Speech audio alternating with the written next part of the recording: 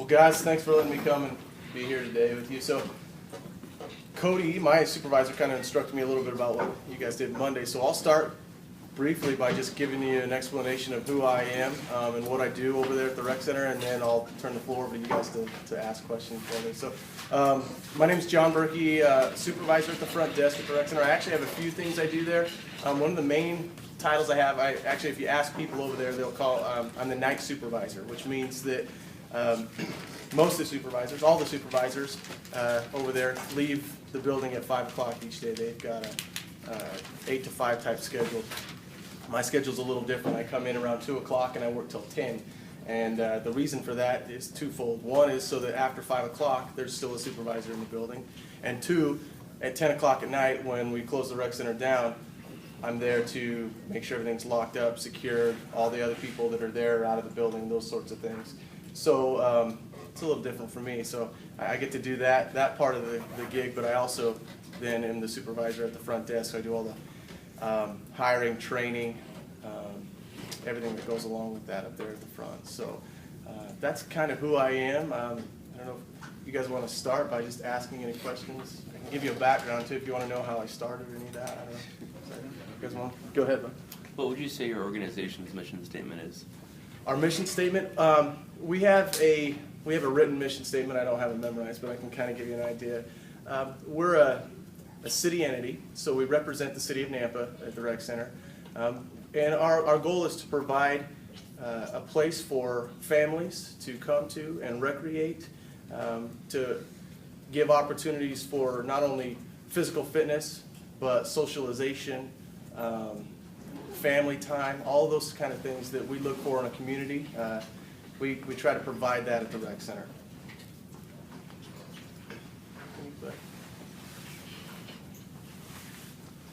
Yeah. Will you give us your backstory? Yeah, the background. So I actually, I attended College of Southern Idaho for 2 years and got an associate's in liberal arts there. I wanted to teach and coach, and so I came to Boise State after that. And I was running cross country and track. I did that in college, and so at Boise State, I continued on with a elementary ed degree. In the meantime, I was doing a couple different jobs, and then I got a job as a custodian at the rec center. And that job was just supposed to be a quick in position for a couple of years while I got my degree, and then I was going to go teach. Well, in the meantime, I moved up at the rec center. I was a part-time custodian for a year, moved to a full-time custodian for 2 years, and then after that I moved into a supervisory position. So by the time I was ready to finish my degree up, I realized quickly that I was in a better financial situation at the rec center, and I enjoyed my job. And so I decided to stay there. I ended up finishing my degree in political science at Boise State, so I have a bachelor's in political science, and I've been at the rec center for 12 years, and I've been in my current position for 9. So a long time. For some of you guys, that's a lot of your life, right? So, anybody else? Yes, ma'am. Can you describe an average day in your position? Yeah, average day. I come in at 2. I've got this class is about communication. I've got a small window from 2 to 3 where I'm there with the other supervisors. So that window there is a place that I like to touch bases with Cody, my supervisor, and anybody else in the building, any other supervisors. Maybe I had an issue the night before, or there's something coming up that night that I need to touch bases with. So I've got that window from 2 to 3. So at that point, I'm running around connecting with people that I need to connect with on whatever those issues might have been or upcoming events, getting that taken care of. Because once 5 o'clock hits, they're gone, and then I either have to call them at home or deal with it myself. So that's kind of my first gig. I'm also touching bases with my own staff at the front desk, finding out what's going on. Has everything been good so far for the day? Does my schedule look good? Do I have everybody scheduled that I need to schedule for the night? Is there anything out of the ordinary as far as that schedule? And then there's also issues that come up at the front desk. People have questions. We deal with the public. That's our thing. We're community or customer service. And so any question that comes across the desk, those folks are hopefully able to handle, but there's times that they can't. So it's a lot of times when I'm touching base, the very first thing that happens to me is I get pulled right up to the front desk, and some of my staffers say, hey, this guy came in and asked this, or this lady has a problem with her membership. And so I'm trying to put out those fires and help with those kind of things right off the bat as well. Usually once things get settled in, it's a little easier. Then I can go sit down and check my emails, see what my job tasks are going to be for the day. I help with a few different programs. We're doing a racquetball tournament, some of those things right now. So I'm, cleaning up those things as we go. And then after all of that's kind of settling down, I like to get out in the rec center and kind of wander. I call it doing rounds.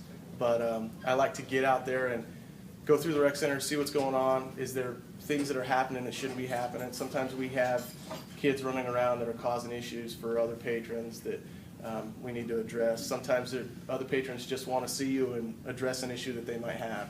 And so I think it's important to do that. And I try to do that throughout the night. About every hour, I'm at least getting around through the rec center one time or so that the people there can have a visual of me, and if they have questions or problems, I can take care of that. And usually by the time we get to the evening, the nice part, 8, 9 o'clock, it's calmed down and quiet, and there's some slow time. And so that's times that I can, those staff that work late, I get to know them better because we have some of those conversations at night where you're just able to sit and things slow down. And then the last 15, 20 minutes of the day, I'm cruising around the building, getting people out of the doors and locking things up. So it's kind of a typical day, and hopefully, things pop up once in a while up there. That's just the nature of my job. Is you can plan for an 8-hour day, and it's going to be completely different just because as the public come in the door, things arise. So, yeah. Yeah. When you're talking about just wandering around looking for issues or problems, what's a typical, just issue you have with maybe kids breaking rules, and then what's one of the most interesting or okay, weirdest? Crazy stories, yeah. So we've had simple things like we have a directional track basically, which means that we have directions by day of the week. So you get things like a group of kids come into the rec center, they're playing around, having a good time, and then they're on the track. There's 3 of them going the wrong way. Well, that causes an issue really quick, and the issue is one, somebody's going to probably run into somebody else, but the big issue is it upsets the patrons. So you got people running down to the front desk saying, hey, there's kids going the wrong way on the track. So that's one of those things that's it's common. It happens probably on a daily basis, and I'm heading upstairs and, hey, come here, guys, we need to look at the sign, we need to go the right way. I give them a warning, and then we move on about the day. So those kind of things happen all the time.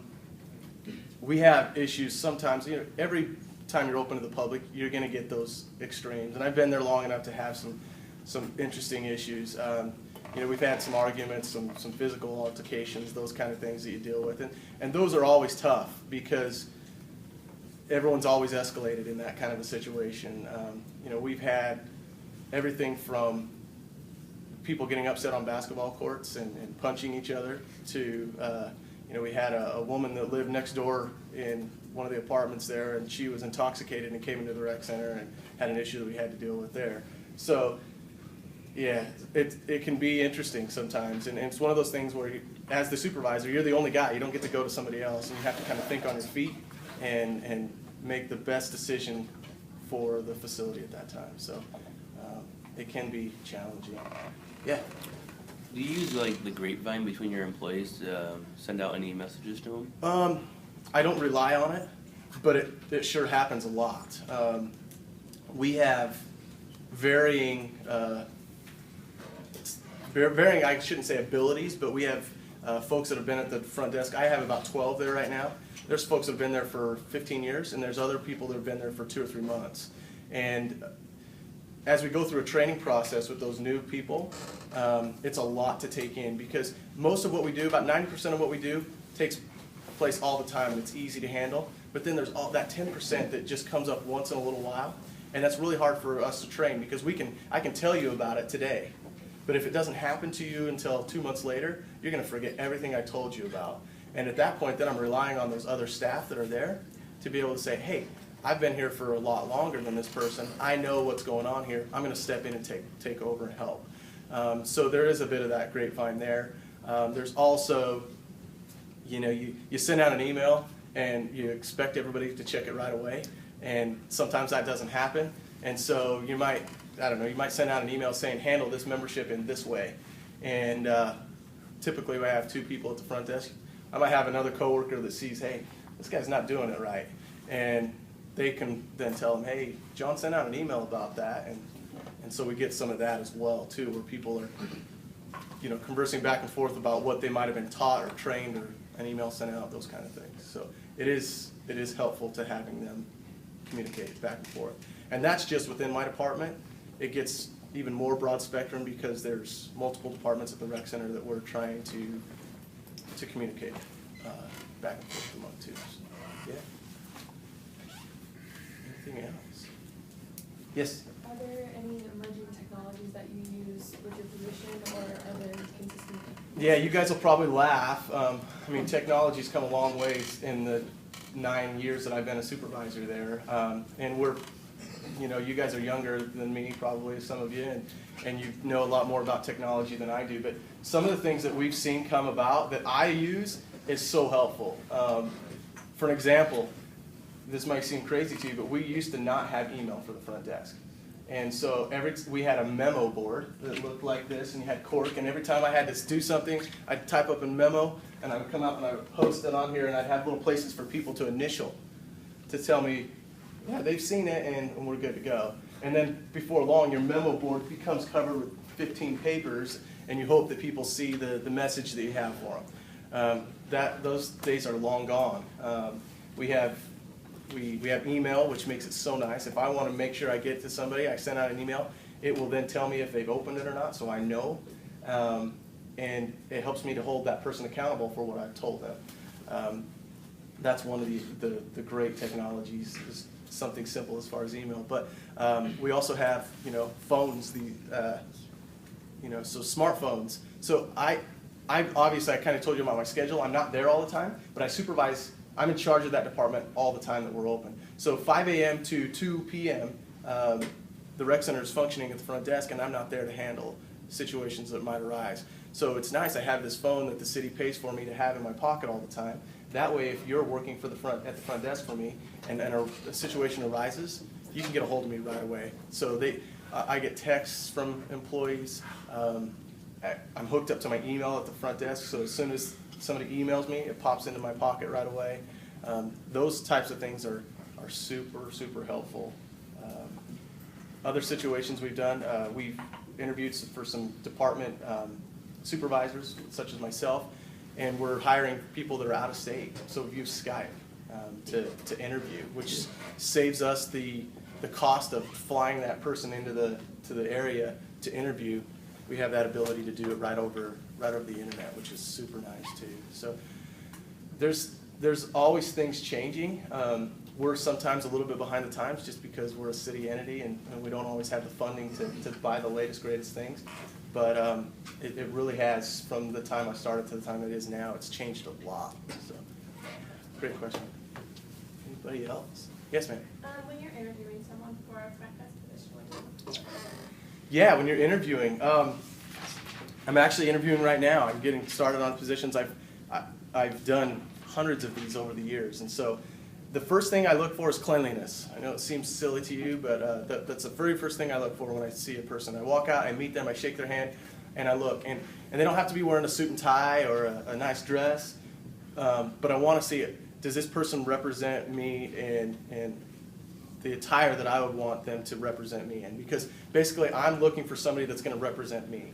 And so if somebody comes in and they've got holes in their pants and they don't look like they've done their hair today and that kind of thing, and they're there for an interview, instantly, it's a check for me. I just think, I don't know if I can do this. Because if that's the way they're showing up for my interview, how are they going to show up when it's 9 a.m. and they're struggling to get to work? You know what I mean? Those kind of things. So that's kind of my step number one. And those are just assumptions you make before you ever even get them into the desk and sit down. The second thing I look for is I have these set of questions, and realistically, the set of questions, I'm looking for what their abilities are, but realistically what I want to do is just get them talking. I want to get this person talking, communicating, and find out, do they have an ability to communicate with me? pretty quick, and is it easy for them, or is it painful, you know? Because the very first thing that we do at the front desk is I'm going to put them up there and stand at the front desk, and they've got to communicate with people that are coming in the front doors. So if it's painful for them to come in and sit down with me in an interview and talk to me, it's going to be painful for them to stand at the front desk and have to talk to patrons that are coming in the front door. So I'm looking for somebody that comes natural. They can walk in, they can sit down, and maybe I just say, hey, tell me about yourself. And they have that ability to just start telling me about themselves. And it seems like you just take that for granted, but I've been in plenty of interviews where they can't. Folks just have a really hard time sitting down and talking, especially about themselves, because it's hard to talk about yourselves. So that's the next thing I'm doing. And then also, you know, I'm looking, we have computers that we're dealing with, and emails, and phones. And so I'm looking at asking this person, tell me about your background. You know, what kind of skills do you have? Have you gone to school? Have you had other positions where you've had to operate these kind of tools? And so that's kind of that next step, is looking to see what kind of tools they have as far as dealing with the situation that they're going to be at the front desk. I guess, and then it transitions from there to, by the time you're getting through that interview, you're starting to get to know this person a little better. You're starting to see maybe a little of their personality, hopefully. And then my next question is do they fit into my team? My team, it consists of a lot of different demographics and a lot of different people, but they fit. I can take any two of my team and put them together and have them work, and they do well together. And that's important to have on a team that you're working with. So that's the next question, and that's really just a gut call. You're making an assumption of, does this person fit? You know, and that's why it's important to get them talking. Get them talking about themselves, keep going with those questions. And it doesn't matter if they're answering those questions right or wrong. It's more of just getting to know this person the best way you can in the 20 minutes you have, and then make that assumption of, are they going to fit? And yeah, from there I usually open up to questions that they have of me, and then I kind of want to see the same thing. Are they able then to flip the tide on me a little bit and come up with something that's going to matter to them, you know? And sometimes people will drag interviews on with silly questions, you know what I mean, kind of thing. But it's important, I think, you know, when you're in an interview and you have that time then at the very end to turn that back over and ask a question, that's a good thing to do. Don't just walk away at that point. Ask a question, no matter what you might think of. You know, hey, ask about the rec center. You know, if you're in an interview at the rec center, ask about the position if you not sure about something. But what that does is it allows me then to see how that person's listening to me, because I've been sitting there listening to them do the talking, and so it's nice when they then ask me that question, because then I can start talking to them and I see, are they an active listener? Are they looking at me? Are they engaged with what I'm saying, or do they really don't care? Because again, that's that person's job. They're going to be a listener. That's what they're going to do. So, and that kind of, it's a long answer, but that kind of gives you a nutshell of what an interview with me would hopefully be like. And sometimes they go fairly quick, and other times they go a little slower. I guess is just being on my side of the table, advice I would give to you guys is, when you're in an interview, take your time. It's your time that you've got with this supervisor or administrator or CEO, whoever you're interviewing with. It's the only time you have that you're going to try to gain this job or this position. And so take your time in that position. Don't ramble, but make sure you're taking your time on each question. So instead of just instantly answering that question right away, maybe think for just a few seconds so that you have a good, solid answer when you're answering those questions. So, anyway, yeah. Yes, sir. Do you have any big goals or things you'd like to see change in the future? Yeah, you know, we try to write down goals. I'm kind of a goal-oriented person because I'm a runner and I like that kind of stuff. We tend to go through seasons at the desk, just because of our demographic as being a rec center or a facility where people tend to use it more often in the winter than they do in the summer, those kind of things. And so there's a couple different types of goals that we have. One I try to do is financial. We look at, Cody and I will sit down and look at it and say, hey, where were we at last year, where do we need to be this year, to try to meet our financial goals. And our goal right now financially is to just continue to see things rise, to see those membership numbers continue to at least stay the same or hopefully come up. We're not funded by any tax base, and so we have that obligation basically to the city to make sure that the money that we're bringing in from programming and memberships covers all of our costs, so that we're not having to go back to the city and say, hey, we need a little tax help here to keep us afloat. So that's our fiscal responsibility. Some of the other goals we have, I like to sit down and talk to my staff a little bit about some of their goals, and a lot of that comes back to play of how long have they been there, where are they at, and then what are their strengths. I have some staff that communication is obviously their strength, and so then I look at other things. I have somebody right now that works at the front desk, they're visually impaired. Excellent communication skills, but it's more of a challenge for this person because they don't get to have the ability to see things as quickly and as easy as I do or some of the other staff. And so there's some goals there we can set to help that person progress forward. Or we have other staff that are the complete opposite. They're just excellent on the computer. They can fly right through, they have everything going on there, but then they struggle a little bit on how do I communicate with that person in front of me? How do I make that interaction seamless? And that's kind of my goal too. Is I was just meeting with an employee last night, and we have a cancellation process. So when somebody's coming in to cancel a membership, there's a form they fill out, and then there's a process we do on the computer. So I was watching this, just observing the employee while I was up there, and they started with the process on the computer while the patron's standing there. And they get through with the process, and then they turn around and they get that form, and they hand it to the person. And then the person takes the next couple minutes to fill out that form. And it was slow at the time. So after the patron leaves, I talked to my employee, and I said, hey, here's a better idea. Grab that form first, hand it to that patron, and then you're both doing the process at the same time. While that patron's got their head down and they're filling out their form, you're also on the computer taking care of what you need to take care of on there. As soon as they're done with the form, you can then tell them thank you, and they're done. And then that patron's not having to stand there for those extra couple minutes, which don't seem like a lot, but when we're very busy and people are having to wait in line, those extra couple minutes really come into play, because we try not to make it look like a bank when you come there. We don't want you to have to stand in line for 15 minutes to get in. We want to try to keep that turnover coming pretty quick. And so those are just some of the goals that we work on. But a lot of those are just individual. Myself, goal-wise, my goal there is to just make sure that I'm progressing. You know what I mean? And that sometimes is hard. If you've been in the same position for 9 years, it's hard always looking for ways that you can continue to grow and progress. And some of those are just adding programming.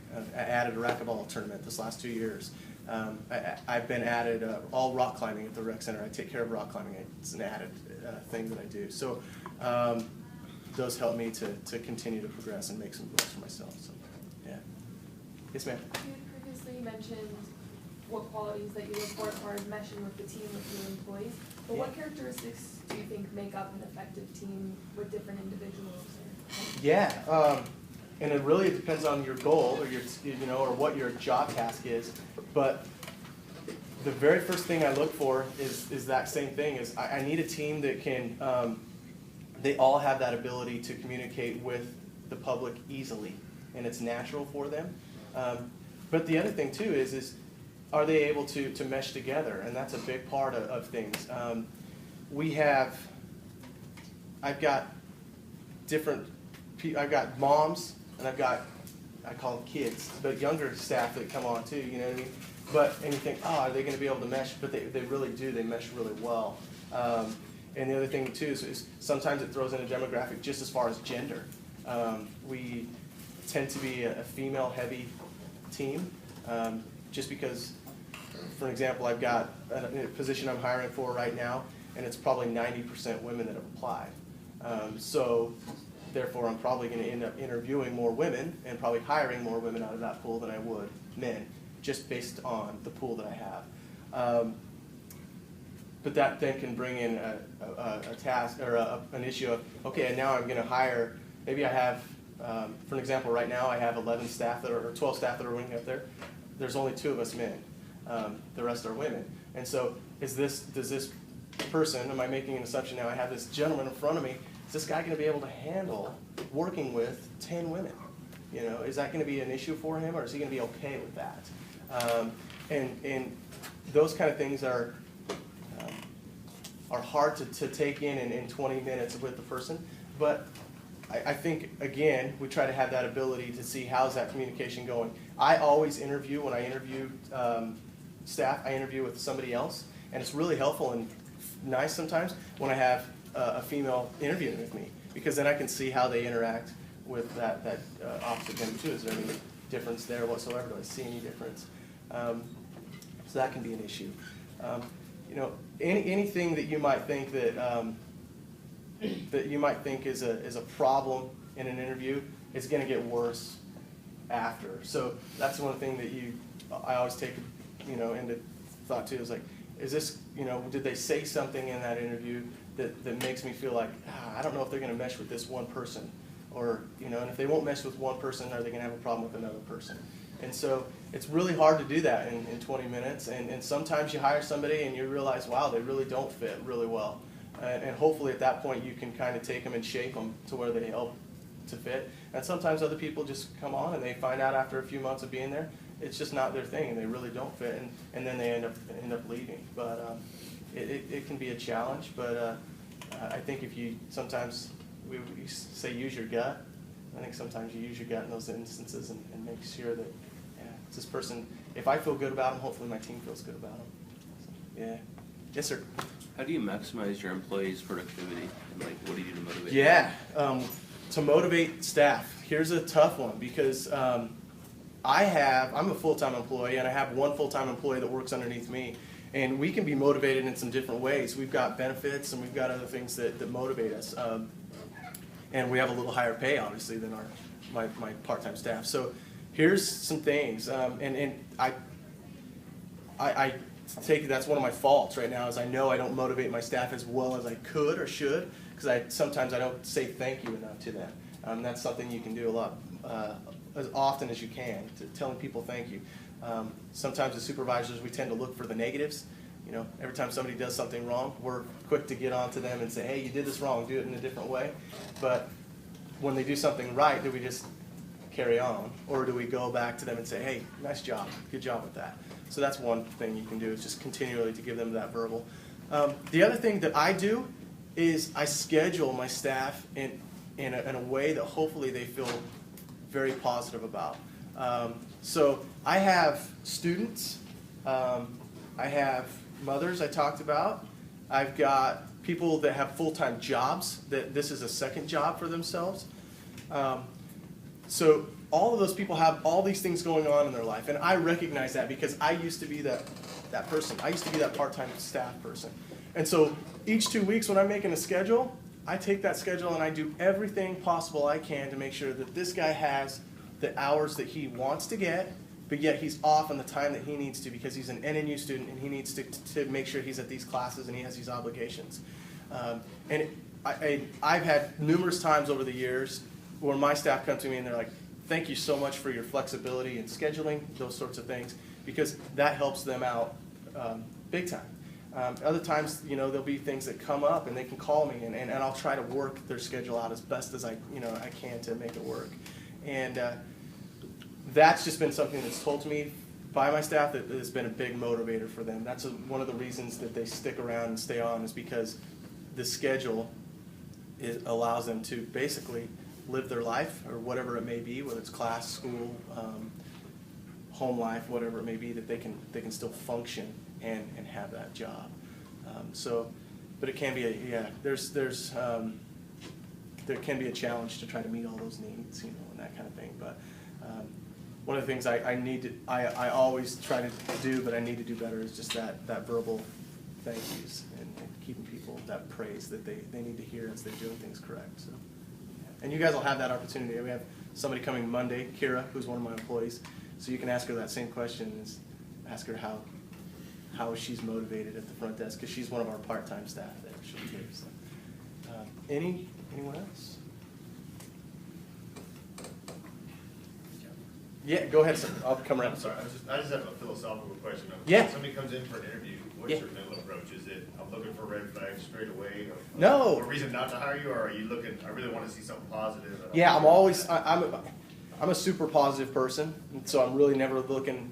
I'm never looking for red flags. Honestly, they seem to pop up when anybody that's interviewed folks, you'll see it. And really what I'm doing, I'm interviewing. I'm hoping, and every time because here's the thing, I call somebody in on an interview. Usually, lately I've got a pool of 100 people, and I'm trying to pull 10 out of those and interview them.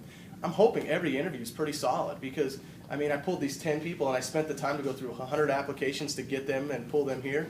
I'm hoping all the interviews are fairly solid. It's not always the case. Sometimes you get them in there and you're like, wow, this person was so super nervous they couldn't even hardly talk to me. But I don't look for that right away. I think really what we're doing is looking for the best this person has to offer. And I think a lot of times the hardest part for me is I'll interview 10 and I have one position and I like 5. And then I'm going, ugh. And so then I have to sit down and go back through this and say, all right, how do I weed out this person from this person? And sometimes it comes down to availability. I have 2 outstanding candidates coming in for an interview. And maybe it comes down to this person's available all the time. This person is available only 3 days a week. Sorry, but this person over here is going to have to take the position because I can use them anytime I need them versus only 3 days a week. Where it's skill-based or how you may feel about that person, both of them are outstanding candidates. So, it can vary. I actually have that problem more often, is I like too many of them than the other. So, and then it gets to be difficult. And what happens a lot of times is I'll have multiple people that apply multiple times. I've got a position open right now, and there's 2 of the people I'm actually bringing in for interviews right now I've interviewed in the past. And I liked them before, so I'm bringing them back because it just happened to be before that somebody else was just that edge better, or maybe their schedule was a little more available, and so I took that other person. But these other 2 that I interviewed were outstanding, so I'm going to bring them back this time again and give them that second opportunity, and maybe they're the ones that are going to rise to the top at that point. So, yeah, go ahead. So like, how do you end up deciding if there's like 2 or 3 people who are just like super? Yeah, and that's a difficult question. I mean, usually that's why I like to have that second person in the room with me, because then I'm going to turn to them and rely on them a little bit. And we usually have the same things in mind, but hopefully I'm looking for them to say, hey, was there anything I didn't see? What do you think here? And a lot of times what we'll do is when you get down to those 2 or 3 people, we write down their names, and then I make a pros and cons list. What's the pros? What do I see about this person? What is their absolute best qualities? What are the cons? And, things like schedule can be a pro or a con. Their ability to communicate can be a pro or a con. Their background, their knowledge can be a pro or con. Job history. You can look at somebody's job history and say, well, they've had 3 jobs, but they only stayed at each job for 3 months at a time. I need somebody longer than 3 months because I don't want to take the time to train that person all the way through the process and then have them quit. And so there's a con versus a pro, those kind of things. And so that's usually what we do, is list those pros and cons, and then between the 2 of us, we come up with that final candidate. Yes, ma'am. How do you deal with employee conflict? Yeah, employee conflict. Hopefully it never happens, right? That'd be the greatest thing. Basically, the best way to deal with employee conflict is to nip it in the tail right away. But unfortunately, as supervisors, and someday when you guys are all supervisors, you're going to find this out, sometimes you're the last to know everything. And so by the time it gets to you, sometimes it's already past that nip it in the tail stage, and it's like hey, this person's angry with this person, or there's some issues going on here.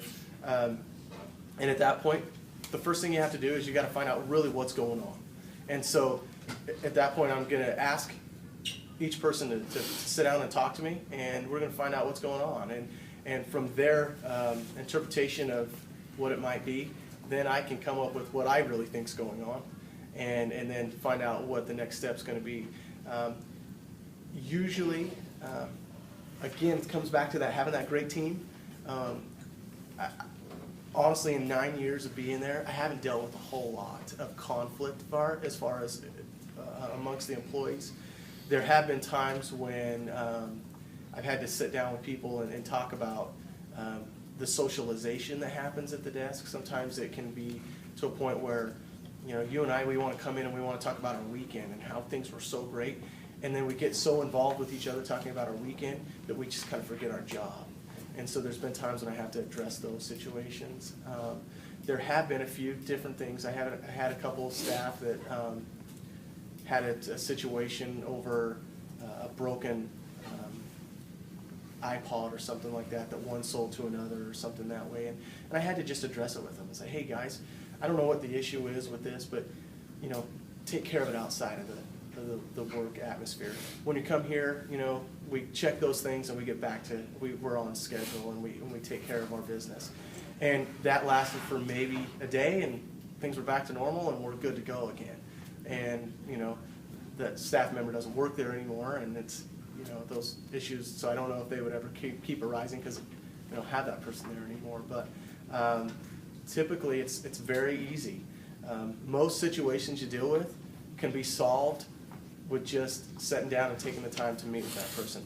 But it's not easy to do so. You always have to, especially when there's somebody's doing something wrong or that you think they could do better. You always think, oh, it'd be so easy. I just need to sit down with this person and talk to them and get it through it. It's not that easy. It's a difficult thing to sit down with somebody and tell them that they're not up to par because you don't know how they're going to take it. Some people get upset. Some people, I cry. I've made people cry, and that's not a fun feeling to have that happen. But the outcome is a better environment at work, a better productive employee, and a better relationship between the supervisor and that employee. So that communication, that open door is huge. You need to always have that. And there's that extra taking the time to say hi to your staff and to build some relationship there with them that really comes into play when things get difficult. So, yeah. Anybody else? Yes, sir. Are there any skills or traits you have that you found to be really useful? Yeah. I'm not very computer illiterate, which was always something that I struggled with. I don't type real well, and luckily I don't have to type a ton in my position, which is nice.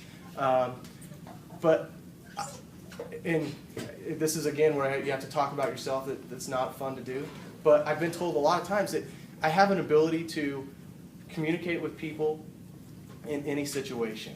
One of the things that I do, and I talked to you guys about this earlier, is I deal with escalated situations. Usually by the time things get to me, things are super escalated because most of the time the front desk staff are dealing with situations that are day-to-day and are easy. But when they have that person that's really, really upset, or they have that fight that happens out on the basketball court, that's me. That's my job. And so that's that ability to be able to take this situation, think quick on your feet.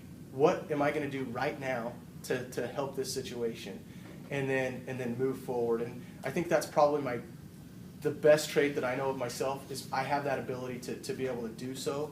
A lot of times when you're in those situations, the person you're dealing with is trying to draw you into what's going on in their atmosphere right now because they're usually upset, whether it was just them or whether it's between the two other people. But once you intervene into that situation, they don't like you to be calm. They don't want you to be calm and quiet and collected. They want you to intervene into their situation. They would rather almost have you yelling back and forth because then at that point you're right in the mix of where they're at too. And so that's something for me when I'm intervening into a situation, whether it's something as simple as an issue with a membership or a fight. I'm having to continue to remind myself because my natural instinct is to do that, is to get right involved and your blood pressure rises and you want to get going and you're having to continue to tell yourself, hey, keep things calm, roll through this and talk it out with this person. And that comes with experience, it really does. When I first started this position, a couple different times I found myself caught in the trap. I'll give you an example. We had a gentleman that came in, he wanted to get a membership, but he owed some money on a past membership. Well, that past membership was with him and his wife at the time, but he's now been divorced. And so he wants to start this new membership. Well, we have a policy that you can't start that new membership until you take care of that past due amount. Well, his grief then is that past due amount was my wife's fault, not my fault. She's now my ex-wife. I should be out of that. It escalates with the front desk staff. They call me. So I come out of the back. This guy's already heated. And so I then start to engage. I've only been a supervisor for about 3 months. Okay? I start to engage with the person and let him know, hey, here's what the policy is. You know, it doesn't matter if you're divorced now. When you were a couple, that debt goes with both of you, and so you're going to have to take care of that. He tells me I'm not listening to him, and then it starts to upset me. What do you mean I'm not listening to you? You know, and so then I start to engage, and I'm back and forth, and I'm like, no, you're not listening. You know, and before long, I don't even realize I'm into this because I'm in so far that everybody else outside's looking at me, and I'm back and forth so much with this guy.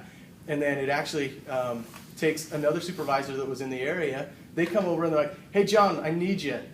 And it takes my focus off of it. I'm able to walk away. And as soon as I walk away, the guy leaves. You know, and that could have taken place a whole lot quicker if I would have just not got myself involved in that kind of thing. And so that can happen a lot sometimes, is that ability to let yourself get involved, and again, it just comes with experience. So I think that's probably the thing that I've learned over the years that has become my best asset to keep in my pocket, is that ability to just think on my feet and use my brain instead of my mouth. Anybody else? Yes, I'm sorry. When you said certain things just come with experience, is there anything that you would recommend to students like us to gain those experiences? Absolutely. So the very first thing I would do is come up with ways that you can interact with the public. I have volunteers right now at the charter schools out here. They require, I guess, volunteer hours. And so one of the things I try to do with those people is I bring them in and I let those kids stand right up at the front desk and I just have them say hi to people that come in. And again, I have some that come in and they're saying hello to everybody, and then I have others that literally they can't do it. They're just frozen, and they just stand there for the time because they just can't do it. And so you know, you guys are all adults, and you think, oh, I can handle that. That's not a problem. But put yourselves in those situations, because then at that point you're going to find out, can I do this or not? The other thing is being able to do this, to speak to a group, whether that's a church. You take that opportunity, or in a group or an organization. Maybe you guys are in some club or an organization together where you can have that ability to, or that chance to get up and talk to people. I think that's a great skill to learn, just being able to not feel super nervous. I mean, I remember being in speech class back in high school and communications class in college, and man, these 2-minute talks were like big deals, and I stressed over having a 2-minute talk. And it's throughout experience, I don't mind coming and speaking to a class of NNU students for an hour. It's not a big deal anymore. It's something that you get to, becomes a little more natural as you do that. So those kind of experiences I would think were great. Other things too that you can do is just continue with those technology type things. That's the world's headed that way with technology, and so finding out what the latest greatest things are and being able to have the ability to use them, because I take for granted that sometimes I bring staff on that have those abilities that I utilize, and sometimes they're just a part-time staff, but I can utilize them to help me. And the other thing too is that we deal with at the front is, if any of you have speak a second language, especially Spanish in this area, continue with that. That's huge. We have a lot of Spanish-speaking patrons that come in, and that's one trait I wish I had that I don't, is the ability to speak Spanish. And so those second languages are always a great thing to have in your back pocket too. Yeah. Okay, well, I appreciate you guys letting me be here, taking the time to let me come and speak with you. And Kira Erznosnik will be here on Monday, and she's one of my front desk staff, and so hopefully she's nice to me and say good things. But so anyway, thanks again. Appreciate it, guys.